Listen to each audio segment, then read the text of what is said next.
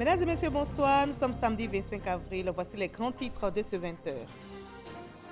Le président de la République, Alassane Ouattara, fait des dons au royaume baoulé. En cette crise sanitaire, il a offert des vivres et des kits d'hygiène aux chefs de canton, au village du Vé-Baoulé et les départements. La remise des dons a été faite à Sakassou par le président du Sénat, Jano Aoussou Kouadio, en présence de la reine Akwa Boni II. La solidarité s'accentue, les mesures aussi pour venir à bout du Covid-19. Le ministère de la Santé en première ligne dans la lutte vient de faire le bilan. Ce samedi, on dénombre 34 nouveaux cas, portant à 1111 le nombre de personnes contaminées et 449 patients guéris au total. La déclaration du ministère de la Santé dans ce journal. Nous entendrons également le message du COSIM à l'occasion du Ramadan qui a débuté hier vendredi. Pendant un mois, les musulmans d'ici et d'ailleurs vont jeûner quotidiennement du lever au coucher du soleil. Le président du COSIM, Cheikh Bouakari Fofana, exhorte tous les fidèles à multiplier prières et adorations pour venir à bout du coronavirus. Le Covid-19 n'a pas d'impact sur les travaux de voirie et d'extension des réseaux électriques des communes de Sassandra et de Fresco. 2 mois après leur lancement par le Premier ministre, les travaux démarrent. Le secrétaire d'État, Philippe Légré, était en visite des chantiers. Une autre étoile de la culture ivoirienne s'est éteinte le lundi 20 avril dernier. Rose Marie Guiraud, pionnière de la chorégraphie en Côte d'Ivoire, a quitté pour toujours la scène des arts vivants contemporains dont elle détenait tous les secrets. Fondatrice de la compagnie de danse Les Guirivoires et de l'école de danse et d'échanges culturels EDEC, elle avait consacré toute sa vie à l'art et à la culture. À juste titre donc, la rédaction de RTI1 lui consacre la page culture de ce samedi. Mais que retenir de son parcours? Nous avons invité un artiste aux 1000 facettes. Alain Taï est expert culturel. Bonsoir Alain Taï. Bonsoir. Rose Marie Guiraud, c'était une vie rythmée par des pas de danse qui l'ont fait connaître au monde, des pas qui ont marqué notre culture. Absolument. Une vie rythmée par le don de soi, par la passion pour l'art. Rose Marie Guiraud, un parcours exceptionnel. Et Rose Marie Guiraud, c'était donc une vie pleine et palpitante, mais également une vie faite de haut et de bas. Vous nous en direz davantage dans la page culture. On va se retrouver dans une trentaine de minutes. À tout à l'heure, Alain Taï. À tout à l'heure. Vous restez pour le moment avec nous. La Côte d'Ivoire, vous le savez, reste mobilisée pour gagner la bataille contre le Covid-19 et le pays mise sur la sensibilisation.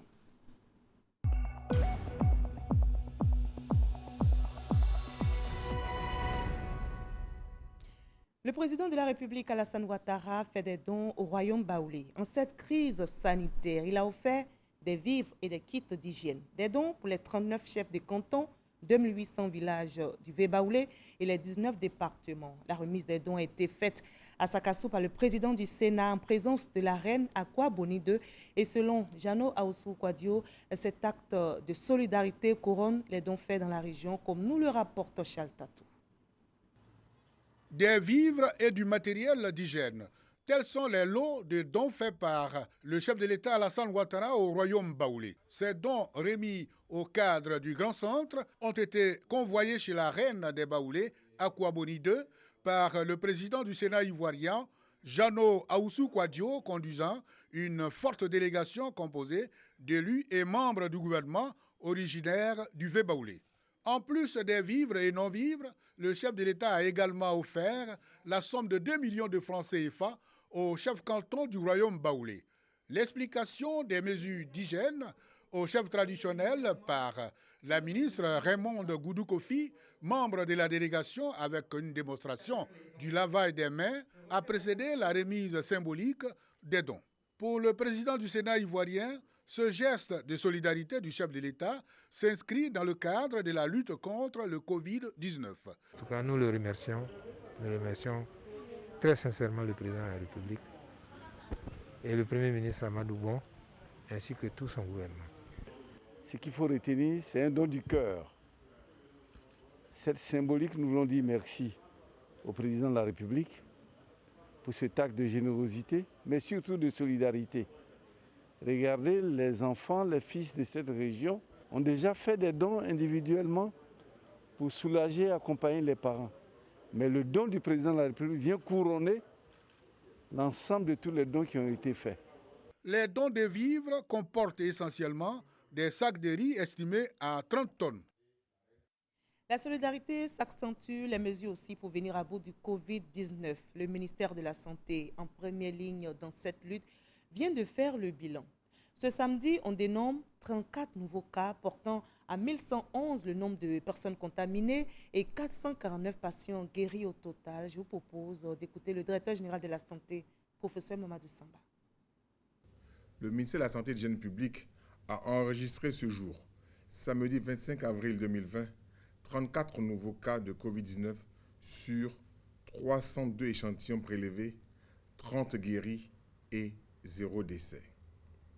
À ce jour, la Côte d'Ivoire compte donc 1111 cas confirmés, dont 449 personnes guéries et 14 décès. Le nombre total d'échantillons à la date du 25 avril 2020 est de 7732. Face au nombre croissant des cas enregistrés dans le pays, qui est dû à notre stratégie de dépistage, le ministère de la Santé et de l'Hygiène publique rappelle à la population l'importance du respect des mesures barrières mises en place par le gouvernement. Le ministère de la Santé et de l'Hygiène publique constate une baisse de la fréquentation des structures de santé allant jusqu'à plus de 50%. Cette baisse de fréquentation est particulièrement marquée dans la ville d'Abidjan et concerne tous les services, particulièrement ceux de la vaccination et des consultations prénatales. Le ministre de la Santé et de l'Hygiène publique exhorte les populations à continuer de fréquenter nos établissements sanitaires, notamment pour la vaccination de nos enfants, pour les consultations prénatales de nos femmes et de nos sœurs et pour tous les autres problèmes de santé, afin de ne pas créer une autre crise sanitaire à la fin de la pandémie du Covid-19. Par ailleurs, devant l'apparition de signes tels que la toux, la fièvre et des difficultés respiratoires, vous êtes prié de contacter en urgence les numéros suivants, le 101, le 119, le 125 et le 143. Le gouvernement, à travers le ministère de la Santé et de l'Hygiène publique, remercie et félicite tous les acteurs de la santé pour leur engagement et leur dévouement dans la lutte contre la pandémie. Et le coronavirus touche plusieurs pays. Ce samedi 25 avril, on dénombre en Afrique, notamment au Mali, 370 cas confirmés et 21 décès. Au Sénégal, 614 cas confirmés, 7 décès. Au Bénin, 54 cas confirmés, 1 décès. Le continent africain enregistre au total donc 30 865 cas confirmés, 1372 décès à ce jour. Dans le monde entier, on dénombre 2 921 045 cas confirmés et 202 314 décès. Le point presse journalier du gouvernement ivoirien a eu lieu aujourd'hui au foyer des jeunes de Makori. C'est la deuxième commune la plus touchée par le Covid-19 après celle de Cocody. Le maire de Makori propose l'envoi en campagne de sensibilisation de jeunes bénévoles dans les quartiers de sa commune.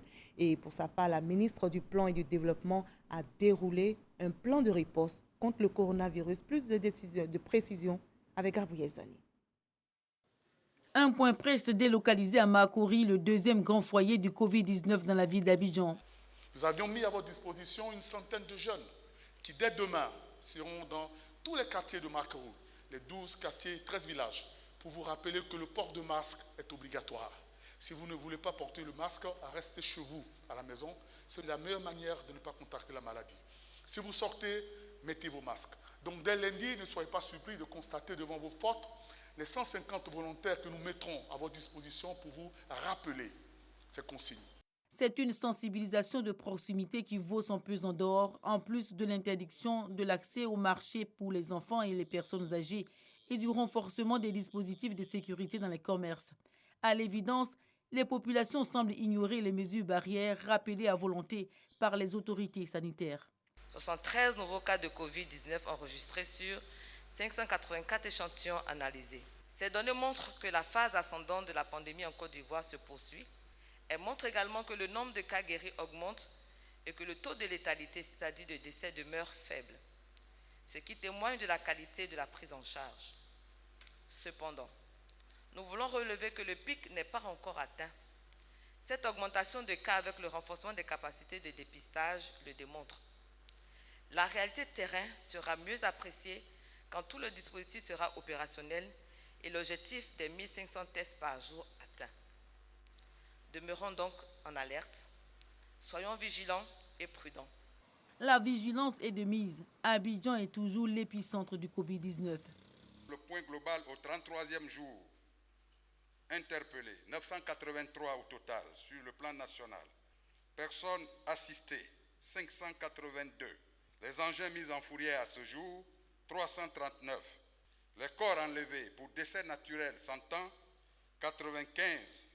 Vous remarquez que malgré le nombre des interpellés qui avoisinent maintenant les 1000, qui dénotent donc de ce que quelques-uns de nos compatriotes n'ont pas encore compris l'intérêt que l'État a à dicter ces mesures sécuritaires barrières, il y a néanmoins les assistances qui également sont croissantes. Donc, ce qui dénote de ce que vos forces sont à votre disposition, de jour comme de nuit. Le Covid-19 n'est pas seulement contraignant pour les populations à cause du virus. Plusieurs projets connaissent de grands retards. Le recensement général de la population et de l'habitat reporté. Les assemblées annuelles de la BAD aussi reportées en août 2020. La préparation du plan national de développement ralentie. Des projets qui nécessiteront à terme des investissements colossaux. Ajoutez à cela le financement des secteurs clés pour la relance économique. Le plan de riposte proposé par le gouvernement s'élève à 95 milliards 880 millions de francs CFA pour la mobilisation des ressources et de 1700 milliards de francs CFA pour les volets économiques, sociaux et humanitaires. En termes de résultats, il est heureux de noter que la Banque africaine de développement a accepté de répondre à l'appel du gouvernement ivoirien avec un appui budgétaire en cours d'instruction à hauteur de 48 milliards de francs CFA. La Banque islamique de développement a également accepté d'accompagner le gouvernement à hauteur de 27 milliards de francs CFA pour assurer la prise en charge des soins dans les unités de soins intensifs. Le système des Nations Unies, quant à lui, apporte une réponse coordonnée à la mise en œuvre du plan de riposte en termes d'assistance technique et financière à hauteur de 12 milliards de francs CFA. Dans sa stratégie, le ministère du Plan mène aussi des études pour mesurer l'impact du Covid sur les ménages et les entreprises. 806 ménages et près de 500 entreprises ont été enquêtés. Le but, apprécier la vulnérabilité causée par la crise sanitaire. Dans ce 20h, nous vous proposons le message du COSIM à l'occasion du Ramadan qui a débuté hier vendredi 24 avril. Pendant un mois donc, les musulmans d'ici et d'ailleurs vont jeûner quotidiennement du lever au coucher du soleil. Le président du COSIM, Cheikh Boakari Fofana, exhorte tous les fidèles musulmans à multiplier prières et adorations pour venir à bout de ce virus mortel. Le reportage de Konipa Gassoro. Bismillahirrahmanirrahim. Alhamdulillahi Rabbil Alamin.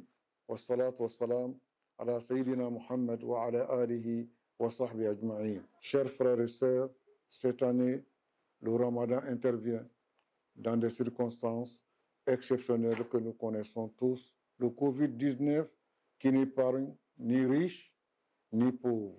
Tout musulman sait la saveur particulière que la fréquentation de la mosquée, les longues prières du soir confèrent à ce pilier essentiel de l'islam qu'est le jeûne. Cette année, il en sera autrement par la volonté de Dieu. Cette situation doit nous inciter à une plus grande concentration spirituelle, à plus de piété individuelle. Chers frères et sœurs, le Ramadan est le mois de solidarité. En vérité, ce sens de partage ne nous a jamais fait défaut dans notre pays, cette terre si généreuse. Mais cette année, compte tenu des circonstances que nous vivons, la solidarité se doit d'être plus agissante. Le mois béni du Ramadan est l'occasion idéale pour confier notre commune destinée à Dieu Tout-Puissant. C'est une clé qui nous aide à ouvrir la porte de la sérénité dont nous avons tous besoin. Bon mois de Ramadan, qu'Allah subhanahu wa ta'ala nous protège contre le virus. crise sanitaire oblige donc, les fidèles devront effectuer les 5 prières quotidiennes à domicile.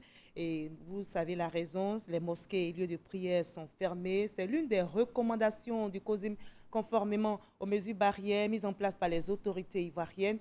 Mais comment cette décision qui vise à protéger les populations est-elle exécutée sur le terrain? Élément de réponse avec Konaté Moussa. Deuxième jour du jeûne musulman ce samedi. Il est 13h. Le muezzin de cette mosquée procède à l'appel de la prière. Allahu Akbar, Allahu Akbar, Allahu Akbar, Allahu Akbar. Après cet acte, le muezzin referme la porte de la mosquée. La prière ne se fera pas dans l'enceinte de l'édifice religieux. On vient appeler chaque fois s'il est l'heure de prière, mais on ne prie pas dedans. Les imams nous ont demandé d'appeler. Si on finit, on dit Solou, fi, bouillu, tukoum, ça veut dire que chacun n'a qu'à prier chez lui à la maison. À quelques mètres de la mosquée, nous retrouvons l'imam. C'est dans sa cour qu'il fait ses prières quotidiennes depuis l'interdiction d'ouverture des mosquées à cause du coronavirus. Depuis la fermeture de la mosquée, je suis à la maison. Toutes les 5 prières, j'ai fait ça à la maison aussi. Avec la famille, les enfants et les femmes, tout, on fait ensemble ici. Les mosquées fermées, les regroupements interdits. Conclusion, plus de prières en groupe. Une décision du COSIM. Il s'agit pour l'instance supérieure de la communauté musulmane de se conformer aux consignes sanitaires. Chers frères et sœurs, ainsi, comme la plupart de nos compatriotes, vous avez déjà fait de très grands sacrifices en acceptant la fermeture temporaire des mosquées et autres lieux de culte. Cette décision extrêmement difficile n'a pas été prise de gaieté de cœur par la haute hiérarchie religieuse. Bien au contraire, c'est avec la conviction que nous sommes face à une véritable épreuve divine que nous avons dû nous résoudre à accepter une décision aussi douloureuse. Nous profitons de l'occasion pour féliciter donc notre communauté et tous ceux qui ont fait un effort pour faire respecter ces mesures. Le jeûne musulman cette année se tient dans un contexte particulier. La pandémie du Covid-19 impose donc de nouvelles habitudes aux fidèles musulmans en cette période de Ramadan. Et dans la prière, ils assurent notre sécurité. Les gendarmes sont au front dans cette crise sanitaire. Vous allez le voir, le général de division Alexandre Apalo Touré, commandant supérieur de la gendarmerie nationale, est en tournée de travail à l'intérieur du pays. Objectif, inciter ses collaborateurs à respecter les mesures barrières prescrites par le gouvernement et surtout à les faire respecter par les populations. Chaltatou pour en savoir davantage.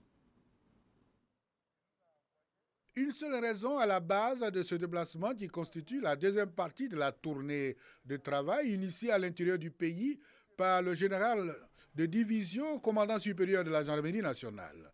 L'éveil de conscience des éléments de la gendarmerie sur le terrain en vue de la réussite de leur mission de sécurité et de stabilité dans le pays en cette période de crise sanitaire due à la maladie à coronavirus.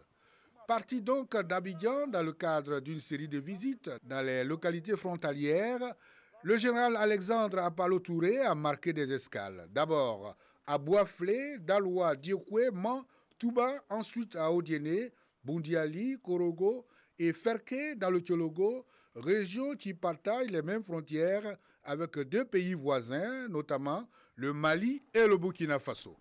Ici, le poste de Pogon est contourné. Des pistes de clandestins dénichées et 14 mototaxis en provenance de la ville de Zegoua, Mali, pour les Bouvogo, campement à 7 km de Ferké, interceptés. Au total, 52 personnes arrêtées, dont 38 passagers avec 11 enfants. Après Pogo, Laleraba et Wangolo, le général de division a rebrouché chemin pour Bouaké, dernière étape de sa visite en passant par Niakara et Katiola. Dans le Baké, les éléments de la gendarmerie ont eu en face d'eux un général pédagogue. Éloignez de vous le spectre de la corruption, parce qu'il sera pour moi inacceptable que dans cette situation de guerre contre un virus gravement mortel, certains de nos collaborateurs puissent jouer au petit jeu de la corruption ou de la tricherie. De tout temps, la gendarmerie a été perçue comme une force noble. Par ailleurs, le général Apalo exhorte ses collaborateurs à afficher un esprit fraternel à l'endroit de leurs frères d'armes. Nous ne sommes pas seuls à travailler, nous sommes avec nos frères militaires, policiers, douaniers et eaux et forêts. Je vous conseille la solidarité avec nos frères d'armes. Nous avons la même mission, la sécurité de notre pays.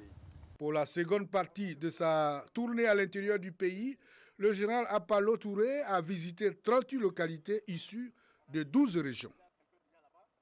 L'élan de solidarité se renforce donc en cette période de crise sanitaire. Un fonds spécial de solidarité et de soutien d'urgence humanitaire a été mis en place dans le cadre de la lutte contre le Covid-19 dans notre pays. Et ce fonds profite entre autres aux personnes rendues vulnérables du fait de cette pandémie. Le président du comité de ce fonds était dans plusieurs structures d'accueil d'enfants en difficulté dans le district d'Abidjan. On en sait plus avec notre reporter Kraskando. Régis, 18 ans, élève en classe de 3e, fait partie désormais des pensionnaires du complexe socio-éducatif d'Adjamé. Nous étions dans la rue, ils sont venus nous prendre à Cocody Ingrid pour nous demander est-ce que nous savons ce qui se passe dans le monde. On a dit oui, qu'il y a une maladie qu'on appelle le coronavirus qui tue très vite et ça contamine rapidement. Et ils nous ont demandé mais si ils veulent nous aider là, est-ce que nous allons accepter? Et nous tous on a répondu ensemble oui que nous allons accepter dans ça. Ils nous ont pris. Ils nous ont envoyé à Djamé. Dès que nous sommes arrivés, ils nous ont montré notre dortoir. On a vu que où on dort là, c'est bon, c'est joli et on mange à nos faim. Tout comme registre, plus de 200 enfants vivant dans cette situation ont été récupérés dans la rue et intégrés dans plusieurs centres d'accueil. Il y avait le risque du couvre-feu et ces enfants avaient commencé déjà à être la cible des forces de défense qui les repéraient dans les rues et qui les sommaient de rentrer quelque part là où ils n'avaient nulle part où entrer. Ainsi donc ces centres leur offrent la protection qu'il faut. Ils ont un logis, ils sont encadrés au jour le jour, où quand ils sortiront de cette étape de Covid, ils puissent véritablement être des enfants agréables pour leur communauté et surtout pour leur famille. Dans le cadre de la lutte contre le Covid-19, le gouvernement ivoirien a dégagé une enveloppe de 170 milliards de francs CFA dénommé Fonds spécial de solidarité et de soutien d'urgence humanitaire à l'endroit des personnes vulnérables du fait de cette pandémie. La présidente de ce fonds spécial est donc sur le terrain pour visiter plusieurs centres d'accueil d'enfants en difficulté. Objectif, identifier les besoins. On aura besoin de gel hydroalcoolique, de gants, de seaux pour laver les mains, de savon liquide, et de spray anti-batterie, un thermomètre infrarouge. Souvent, on reçoit des visites des personnes étrangères. Donc, pour la sécurité des enfants, il faudrait qu'on puisse aussi détecter s'ils sont en bonne santé ou pas. Pour arriver à une gestion transparente, il était bien d'affiner nos grilles d'identification des bénéficiaires et de ciblage des besoins. Répond à ces deux soucis qui vont nous permettre à la fin d'avoir notre base de données de bénéficiaires, l'évaluation des coûts réels de leurs besoins. Le Fonds spécial de solidarité et de soutien d'urgence humanitaire a été instauré le 17 avril dernier par le ministre de l'Économie et des Finances. Ils sont ici de milieux défavorisés, les ghettos de Côte d'Ivoire. Ils veulent apporter leur contribution dans cette lutte contre le Covid-19. Ils font partie d'une association dénommée les Iguaïs de Côte d'Ivoire. Et dans le cadre de cette lutte, donc, ils ont initié une campagne de sensibilisation en direction des couches vulnérables, notamment dans les quartiers défavorisés. Astotoré. Les Iguaïs de Côte d'Ivoire en ligne de front dans la lutte contre le Covid-19. Après avoir visité des ONG caritatives à Adjamé et Cocody, Kapemi, sur la commune de Yopougon, précisément au quartier base CIE, où ils ont sensibilisé les populations. Il y a des petits gestes à faire pour ne pas que la maladie, cette maladie grave-là, se propage, c'est-à-dire soit partout. Donc, on nous a pris les règles. C'est pas coûteux.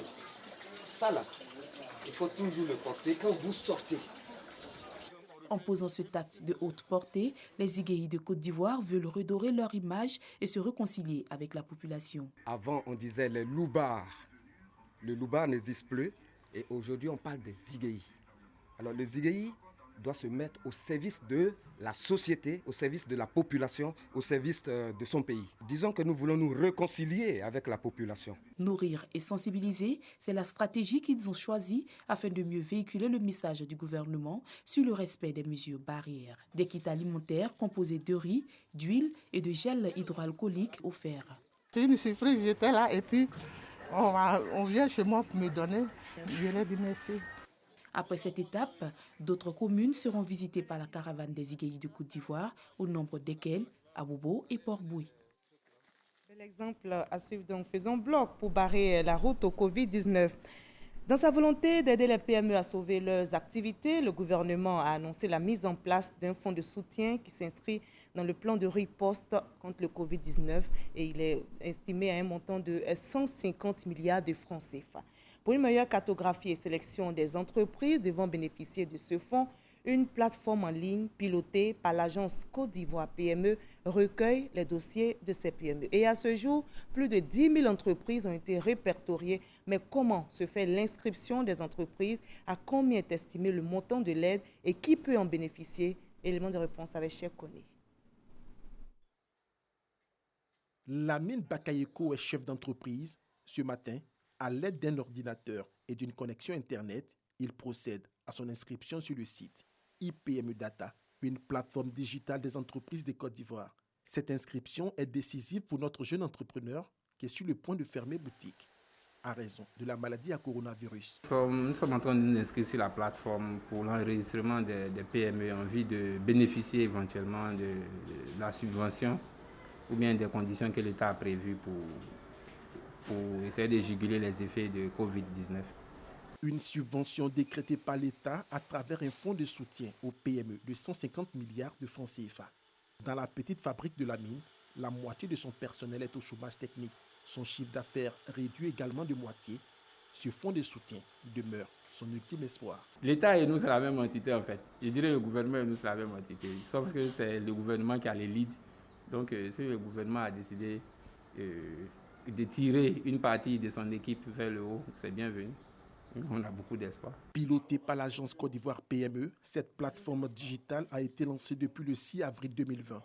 À ce jour, 10 042 PME ont été recensées en ligne, au nombre desquelles des très petites entreprises, des structures d'accompagnement et de financement. C'est le 14 avril dernier que Sébastien Guépier a procédé à son inscription en ligne. Aujourd'hui, ce chef d'entreprise se rend au siège de l'agence Côte d'Ivoire PME pour s'informer de la suite du processus. Je vais prendre les informations en ce qui concerne nos inscriptions et quel est le déroulement pour pouvoir soit bénéficier d'aide financière. Cette plateforme-là a été mise à jour en faveur de la crise du Covid-19 pour être l'outil de recensement des entreprises qui sont impactées par la crise et voir la typologie de l'impact de la crise sur les activités et évidemment pouvoir les rediriger vers les mécanismes de soutien que l'État a mis en place, notamment le fonds de soutien aux PME. De façon pratique, les entreprises ont accès aux liens du IPME Data via les différents canaux de communication de l'Agence Côte d'Ivoire PME. À l'Institut IPME Data, même via un smartphone. L'appui aux entreprises sélectionnées se fera par catégorie de 1 à 5 millions de francs CFA pour soutenir dans un premier temps le maintien dans l'activité économique, mais surtout les aider à payer le salaire des travailleurs. Mais qui a droit à cet appui et quelles sont les conditions et critères d'éligibilité? Le fonds de soutien vient d'être abondé de 40 milliards de francs CFA, donc il est effectif. Les ressources sont disponibles pour soutenir les PME. Pour l'instant, je ne peux pas me permettre de vous donner les critères d'éligibilité des PME puisque ces critères-là, nous avons voulu qu'ils soient validés par un cabinet et que nous soyons sûrs de répondre, donc je dirais, à un process international et un process irréprochable. Ce que je peux vous dire dans un premier temps, c'est qu'il faut d'abord être une PME qui existe. Parce qu'aujourd'hui, il y a plusieurs PME, il y a des gens qui ont des PME et qui ne se sont jamais inscrits au registre de commerce, ne se sont jamais inscrits au niveau donc, de la direction donc, des impôts et qui ne sont pas connus. En Côte d'Ivoire, 80% du tissu des entreprises est constitué des PME. Depuis la découverte du premier cas confirmé de la maladie à coronavirus, 100% des PME est impacté quand 60% est totalement sinistré. L'inspecteur du travail de la commune de Cocody était en visite dans les locaux de la RTI. Kadi Yao a échangé avec les responsables de l'entreprise. Elle s'est aussi imprégnée du dispositif sanitaire mis en place pour observer le respect des mesures barrières. Issa Tchona Yeo. L'inspecteur du travail de la commune de Cocody dans les locaux de la RTI, Radiodiffusion Télévision Ivoirienne. Elle est venue s'imprégner du dispositif sanitaire mis en place par la RTI pour faire face à la pandémie du coronavirus. L'entrée de la RTI, l'infirmerie, des bureaux de l'administration sont visités. C'est une visite qui se termine avec beaucoup de satisfaction. Pour avoir visité d'autres entreprises, on pourrait dire que la RTI est suffisamment bien équipée. Et l'équipement, c'est une chose, mais utiliser encore ce matériel est autre chose. Et donc nous avons pu voir le croisement des deux. Le personnel que nous avons trouvé sur place portait les masques et se soumettait aux mesures de prévention édictées par le gouvernement. Le représentant du directeur général, la RTI, met à profit cette visite pour appeler au respect des mesures barrières. Tous les jours, pratiquement, on fait le point matin et soir pour veiller à ce que toutes les mesures soient appliquées, effectivement.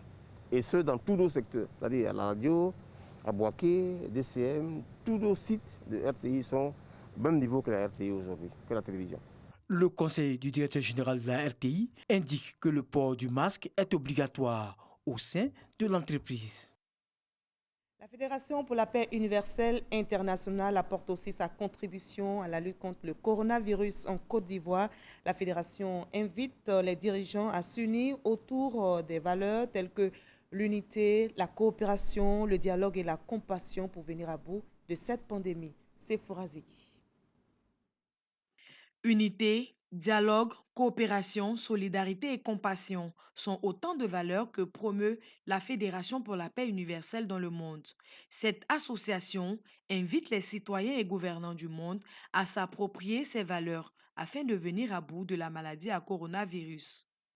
Akasaye Lazare a lu la déclaration de Thomas Walsh, le président mondial de la Fédération pour la paix universelle, au cours d'un point presse à son siège. La Fédération pour la paix universelle affirme et encourage les meilleures pratiques suivantes. L'unité. Nous sommes membres d'une seule famille humaine universelle. N'utilisons pas la crise pour souligner ou approfondir les divisions qui peuvent nous affliger en tant que membres de communautés nationales, politiques, religieuses, ethniques ou culturelles particulières. La coopération, la compassion et une communication ouverte. La Fédération pour la paix universelle, à travers cette déclaration, appelle à la prise de conscience des citoyens et dirigeants du monde. Depuis plusieurs années, cette organisation entreprend des tournées dans le monde pour sensibiliser les nations sur les valeurs de paix et de tolérance. On sensibilise, on renforce la solidarité dans cette crise sanitaire. Les populations d'Adiaké ont reçu des kits alimentaires. Ce sont des dons des fondations Magic System et Didier Drogba ainsi que l'Union européenne. Des dons qui visent à permettre aux populations vulnérables d'avoir de quoi manger en cette période de maladie à coronavirus. Le reportage est signé Issa Tchona Yeo. Après des quartiers du district d'Abidjan, la caravane de la solidarité Covid-19 Côte d'Ivoire pour ses valises à Adiaké, dans le sud Koumoué. Des kits alimentaires et du gel hydroalcoolique sont distribués aux populations. Initiative de Fondation Magic System, Didier Drogba et l'UE, Union européenne. Nous sommes heureux aujourd'hui d'être à Adiaké et de prendre encore en charge ne serait-ce que 300 familles. C'est toujours important de venir apporter son soutien et je crois qu'il faudrait que cet élan de solidarité soit contagieux. Il faudrait que tous les Ivoiriens, à l'instar de cette caravane, se mettent ensemble pour s'aider. Le Covid-19 menace toutes les tranches d'âge et toutes les couches sociales. La directrice exécutive de la Fondation Didier Drogba plaide pour la protection des populations vulnérables, notamment les enfants. Nous sommes dans une situation où le nombre de familles défavorisées ne fait que croître.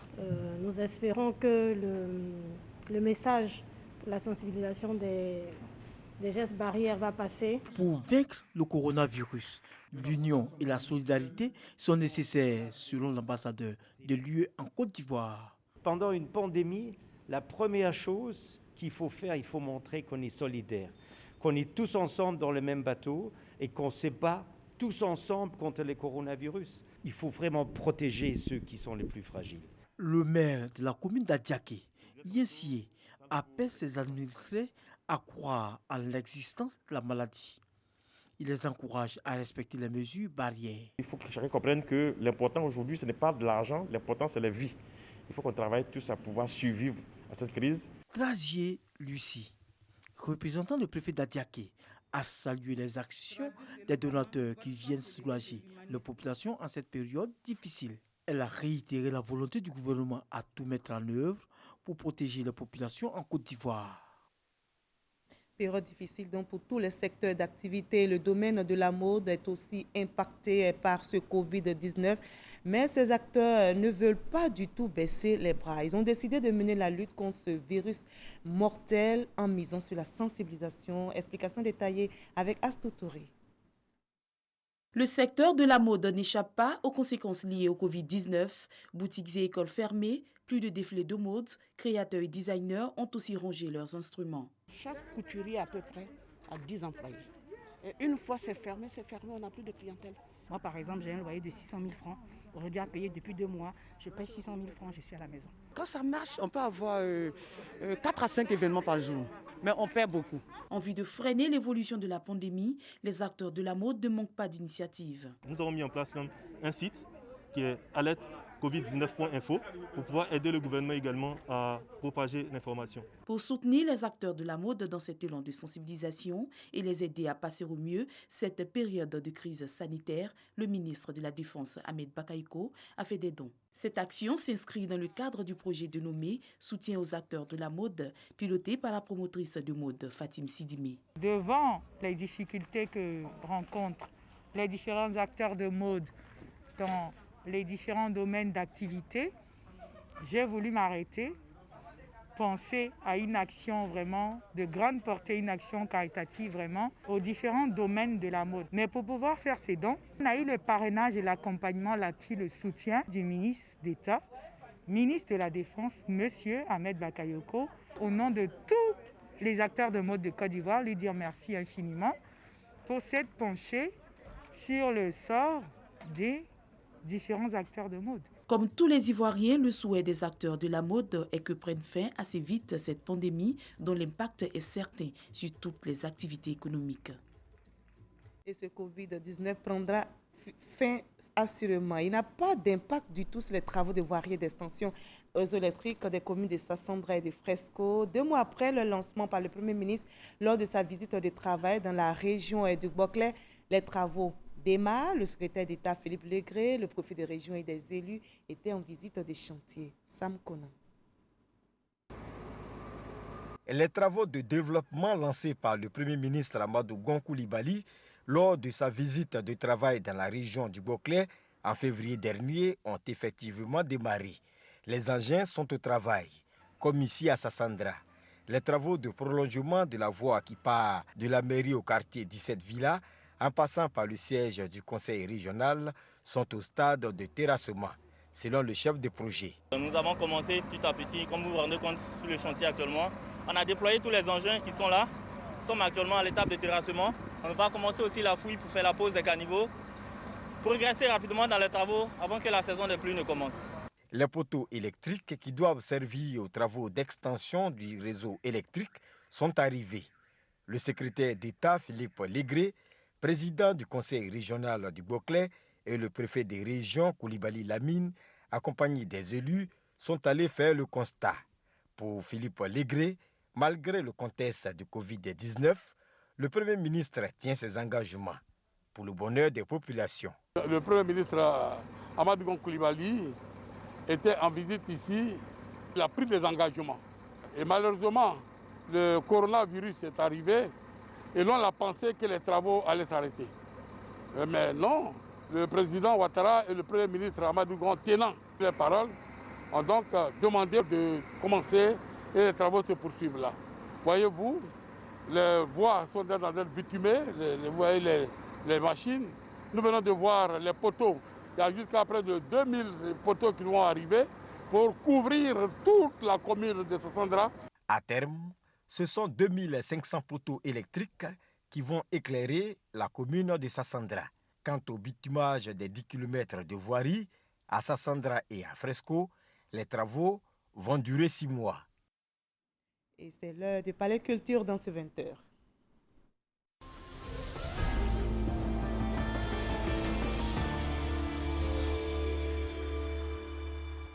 Ce soir, la RTI rend hommage à une icône de la culture, Rose Marie Guiraud, artiste aux multiples talents. Pour évoquer son parcours, nous avons invité une autre référence de notre culture, Alain Tailly. Il est expert culturel. On vous retrouve Alain Tailly. Merci d'être avec nous. Alors, Rose Marie Guiraud était à la fois actrice, chanteuse, auteure-compositeur, dramaturge et même créatrice de costumes. Que de talent pour une seule personne. Effectivement, c'était une artiste multidimensionnelle et je crois que la Côte d'Ivoire, à travers ce décès, perd vraiment quelqu'un de très important. Une artiste multidimensionnelle qui malheureusement nous a quittés le 20 avril dernier. C'est moi ici, les mois dans le monde de la culture. Qui était Rose Marie Guiraud, la danseuse, la chorégraphe? On fait le point avec Franck Quadio et on en reparle sur ce plateau.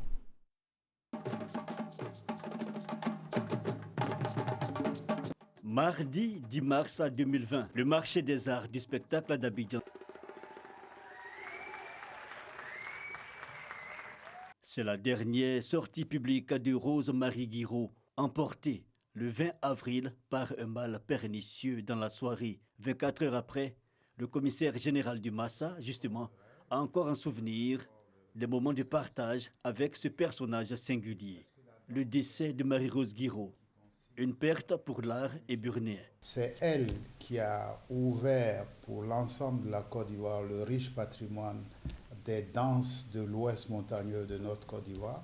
Et je pense qu'elle a fait de même pour la Côte d'Ivoire à l'égard de l'Afrique. Rose Marie Guiraud, une artiste qui a aussi su se forger un caractère au fil du temps. Partie de son village, ici dans l'ouest ivoirien, Ouyabli, elle, qui a dû arrêter les études pour entrer dans la vie active, a pu, au final, se réinventer et obtenir un diplôme d'enseignante des arts INSAC, création du ballet national avec Condé Mamadou, les Guirivoires, l'école de danse et d'échanges culturels EDEC, la Fondation Guiraud.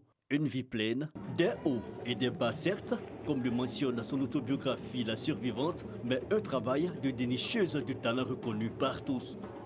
La lutte contre la maladie à son retour des États-Unis en Côte d'Ivoire n'a pas altéré sa soif de réaliser son dernier rêve, celui de développer des infrastructures au service de l'art.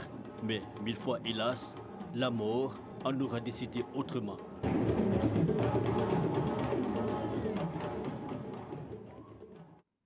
Hélas, la grande faucheuse. Rose Marie Guiraud, selon mes recherches, a grandi dans les loges des masques Gla. J'espère que je prononce bien. Glaé. D'accord. Où on lui a inculqué des valeurs sociétales. Ceci expliquerait son succès, selon vous? Je crois que oui, c'est en partie cela, parce qu'il faut un socle. Il faut être ancré dans la culture, dans la tradition, avoir la bénédiction des ancêtres pour pouvoir s'élever après. C'est un peu comme l'arbre. L'arbre qui s'enracine profondément dans la terre peut après déployer ses branches et conquérir l'espace. D'accord. Alors, elle a connu beaucoup de rejets dans son enfance, des difficultés de sa vie évoquées dans son œuvre autobiographique intitulée La Survivante. Dites-nous, à quoi a-t-elle survécu, Rose Marie Guiraud? D'abord, elle a survécu à un choc qu'elle a reçu dès 9 mois. Oui, puisqu'elle a été très malade à 9 mois. Elle est tombée dans le coma pendant 4 jours. Et il a fallu vraiment toute la science des maîtres traditionnels pour la ramener à la vie. Et de ce coma, elle a donc gardé des séquelles. Hein, vous imaginez un bébé de 9 mois, elle a gardé des séquelles. Et donc, de 9 mois jusqu'à sa disparition à 76 ans, on peut dire qu'elle a eu un véritable parcours de la combattante. Elle a lutté chaque jour contre ce mal qui était en elle.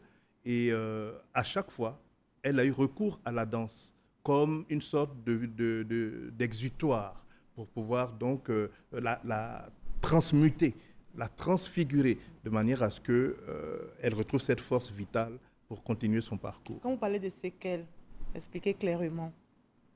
Elle luttait avec quoi? Elle avait une malformation cardiaque, voilà, parce que elle a eu un choc, comme je dis. Je ne veux pas rentrer dans les détails pour ne pas choquer les téléspectateurs, mais elle a eu un choc dès l'âge de 9 mois. Et elle était victime son de petit corps raillerie. d'enfant a été éprouvé et elle a donc survécu à cela.